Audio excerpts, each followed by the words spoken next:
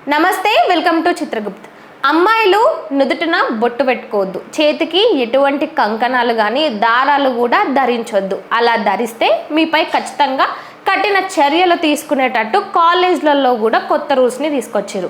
ఇవి కేవలం అమ్మాయిలకు మాత్రమే కాదు, అబ్బాయిలకి కూడా. ముఖ్యంగా అబ్బాయిలు ఎక్కువగా మెడలో రుద్రాక్ష ధరించడం కానీ, ఏవైనా మాలలు వేసుకోవడము, చేతికి కంకణాలు కట్టుకోవడము, తిలకం పెట్టుకోవడం, ఇలాంటివి ఎక్కువగా హిందూ సనాతన ధర్మంలో ఈ సాంప్రదాయాలన్నిటినీ కూడా పాటిస్తూ ఉంటారు.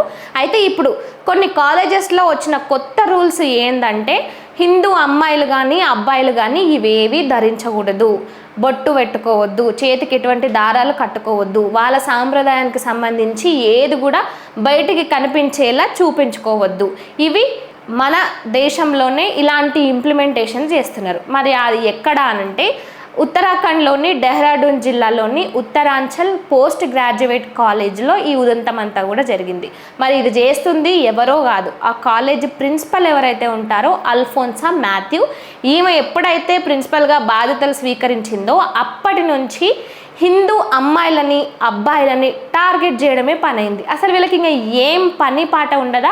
మిగతా మతానికి సంబంధించిన వాళ్ళ జోలికేమో పోవడానికి భయపడతారు, కానీ హిందువులు మాత్రం పుణ్యానికి దొరుకుతారు. వాళ్ళ మీదనే అన్ని కండిషన్స్, అన్ని రూల్స్ ఇంప్లిమెంట్ చేస్తారు. అమ్మాయిలు ఇది మా ధర్మము, మేము ఈ విధంగానే బొట్టు పెట్టుకుంటామని రివర్స్ అయితే వాళ్ళ మీద కఠిన చర్యలు తీసుకోవడము, వాళ్ళ మీద డిసిప్లిన్ లేదంటూ వాళ్ళ ఫొటోస్ని వాట్సాప్లలో షేర్ చేసుకుంటూ వీళ్ళపై ఖచ్చితంగా సీరియస్ యాక్షన్ తీసుకోవాలని ఆ అమ్మాయిలను టార్గెట్ చేయడము. ఇక అంతేకాకుండా ఇలా చేసే ఈ పర్టికులర్ హిందూ అమ్మాయిలు ఎవరైతే ఉంటారో వాళ్ళకి అటెండెన్స్ వేయకుండా ఉండడము. బొట్టు పెట్టుకొని వచ్చిరా సరే, మీకు అటెండెన్స్ ఉండదు. అబ్బాయిలను కూడా ఎట్ ద సేమ్ టైం వాళ్ళు చేతుల కంకణాలు కట్టుకొని ఏ ఉన్నా కూడా వాళ్ళకు కూడా యాబ్సెంట్ వేయడము. అసలు ఇలాంటి రూల్స్ కాలేజీలలో ఎన్నడైనా మనం చూసినామా? మొన్నటి వరకు లెన్స్ కార్ట్ ఇలా అంటే ఈ బిజినెస్ ఏవైతే ఉంటాయో అందులో మాత్రమే ఉందనుకుంటే ఇప్పుడు వీటిని కాలేజీల వరకు కూడా తీసుకొచ్చారు. ఇంకా ముందు ముందు ఏం చేస్తారో చూడాలి. ఎంతసేపు హిందువుల మీద పడి ఏడవడము, వాళ్ళ బొట్టు మీద వాళ్ళ కట్టు మీద అన్నిటి మీద ఏడవడము, ఇలా ధరించొద్దు అలా ధరించొద్దు అని పర్టికులర్గా కొన్ని కండిషన్స్ పెట్టడము. మరి ఇవే కండిషన్స్ మిగతా ఏవైతే మతాల వాళ్ళు ఉంటారో ముస్లింలు కూడా కాలేజ్లకు వస్తూ ఉంటారు కదా, మరి వాళ్ళు బుర్కా ధరించవచ్చు, హిజాబ్ ధరించవచ్చు. కానీ ఇక్కడ హిందూ అమ్మాయిలు మాత్రం బొట్టు పెట్టుకోవద్దు, చేతికి ఎటువంటి కంకణాలు కట్టుకోవద్దు, వాళ్ళ మతాన్ని చూపించుకుంటున్నట్టు ఏవి కూడా ఉండొద్దు.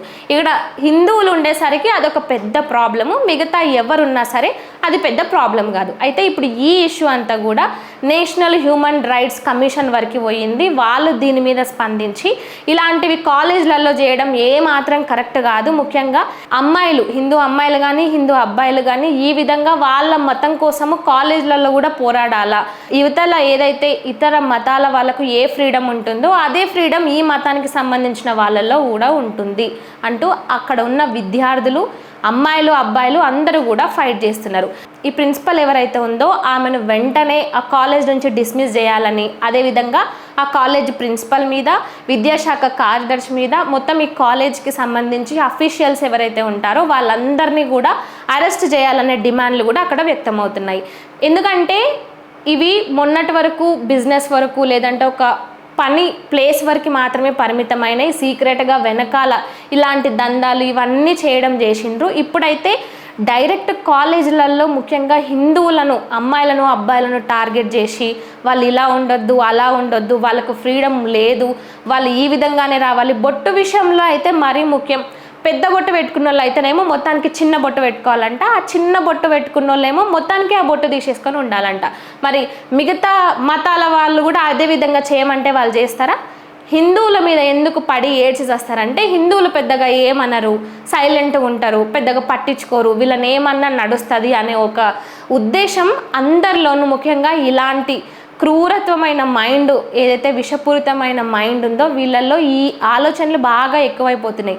ఎవరి జోలికి పోవాలన్నా, ముఖ్యంగా హిందువుల జోలికి పోవడం అనేది అయితే చాలా ఈజీ. వాళ్ళు ఏమనరు, ఏం చేసినా ఏమనరు, చెప్పినట్టు వింటారు, చెప్పినట్టు నడుచుకుంటారు అనేది చాలా బాగా అందరి మైండ్లలో బాగా అదే ఉంది. కానీ ఇప్పుడు ఈ కాలేజ్ ఇన్సిడెంట్లో అమ్మాయిలు బయటికి రావడము, బయటికి వచ్చి ఈ విధంగా ఆ ప్రిన్సిపల్ ఈ విధంగా మాట్లాడుతుంది, ఈ విధంగా చేస్తుంది, వాళ్ళ మీద సీరియస్ యాక్షన్లు తీసుకోవడము, వాళ్ళకు యాబ్సెంట్ అయ్యడము, ముఖ్యంగా ఎగ్జామ్స్ టైంలో, ల్యాబ్స్ టైంలో కూడా మీరు ఇదే విధంగా చేస్తే మీ పైన ఇంకా యాక్షన్స్ తీసుకుంటామని వాళ్ళను బెదిరించడము, వాళ్ళు చెప్పినట్టు వినకపోతే కాలేజ్ నుంచి డిస్మిస్ చేస్తామని ఇలా అనేక రకాల బెదిరింపులు ఆ అమ్మాయిలకు అదేవిధంగా అబ్బాయిలకు కూడా ఈ కాలేజ్ ప్రిన్సిపల్ నుంచి వస్తూనే ఉన్నాయట. ఇది ఇప్పుడు ఎన్హెచ్ఆర్సీ ఏదైతే ఇందులో ఇన్వాల్వ్ అయ్యిందో, ముఖ్యంగా ఈ కంప్లైంట్ని రేజ్ చేసిన వాళ్ళు ఎవరైతే ఉన్నారో హిందూ అమ్మాయిలు అబ్బాయిలు, వాళ్ళకి ఎటువంటి ప్రమాదం జరగకుండా, వీళ్ళ నుంచి ఎటువంటి హాని కలగకుండా వాళ్ళని ప్రొటెక్ట్ చేయాల్సిందే, వాళ్ళని ప్రొటెక్ట్ చేయాల్సిన బాధ్యత అందరి మీద ఉందంటూ కూడా దీని గురించి మాట్లాడుతున్నారు. సో దీనిపై మీరేమంటారు? కామెంట్ రూపంలో చెప్పండి.